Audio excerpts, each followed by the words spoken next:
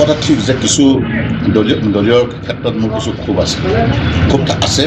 কাৰণ উজনি অসমৰ দায়িত্বত থকা ব্যক্তি হিচাপে উজনি অসমৰ আমাৰ ডিব্ৰুগড়ৰ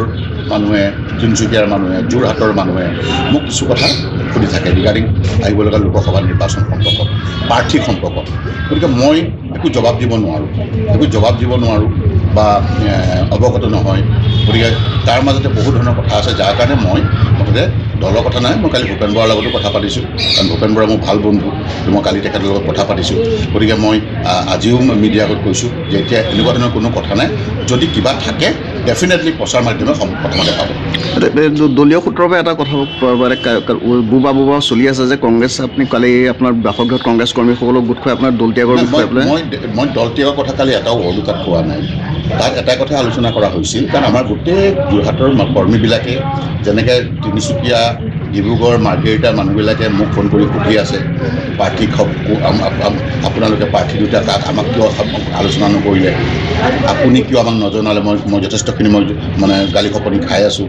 কিন্তু মই নিজে ডাৰ্কত আছোঁ মই নিজে নাজানো ঠিক তেনেকৈ যোৰহাটৰ গোটেই কৰ্মীবিলাকৰ মাজত উৎকণ্ঠা হৈ আছে যে কোন পাৰ্টি হ'ব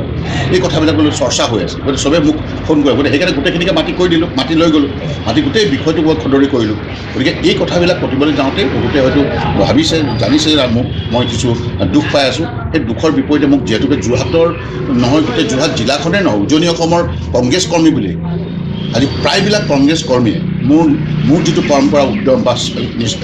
আৰু কংগ্ৰেছ কৰ্মীবিলাকৰ লগত থাকি মই যিদৰে মিলাপিতে কাম কৰোঁ তাৰ বাবে ডেফিনেটলি বেয়া পাব যেতিয়া মোৰ মনত দুখ সোমাব ডেফিনেটলি বেয়া পাব আৰু সেইকাৰণেই চাগে তেওঁলোকে ভাবিছে উলিয়াইছে দুখ কৰিছে গতিকে মূল কথা হৈছে যে এনেকুৱা ধৰণৰ এতিয়ালৈকে দল ত্যাগ কৰা কোনো কথাই অহা নাই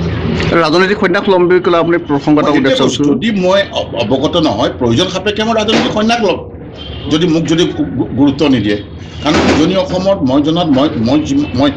গুৰুত্ব আজি মই তৰুণ গগৈ ছাৰৰ লগত কাম কৰা মানুহ বিজয় সন্দিক ছাৰৰ লগত মই কাম কৰা মানুহ মই অঞ্জন দত্ত সভাপতিৰ লগত কাম কৰা মানুহ মই ভুৱনেশ্বৰ কলিতা সভাপতিৰ লগত কাম কৰা মানুহ মই গতিকে মইতো ভালেমান কেইজন সভাপতিৰ লগত কাম কৰিছোঁ পৱন সিং ঘাটৰ সভাপতিৰ লগত মই কাম কৰা মানুহ মই গতিকে এইবিলাকৰ লগত মই থাকে মই সৰু কষ্টৰ পৰা গৈ আজি গতিকে যদি মই গুৰুত্ব নাপাওঁ বা যদি মই যদি ডাৰ্কত থাকোঁ অন্ধাৰত মই থাকিব লগা প্ৰতিটো বিষয়ত তেতিয়াতো সেইকাৰণে মই ভাবিছোঁ তেতিয়া মইতো আৰু মানে ইমান কষ্ট কৰি লাভ নাই তেতিয়াহ'লে মই আৰু পকেটৰ পইচা খৰচ কৰি কিয় ঘূৰি ফুৰিম প্ৰদেশ কংগ্ৰেছৰ আপুনি কাৰ্যকৰী সভাপতি হিচাপে আপুনি দলটো আপোনাক গুৰুত্ব দিয়া নাই নেকি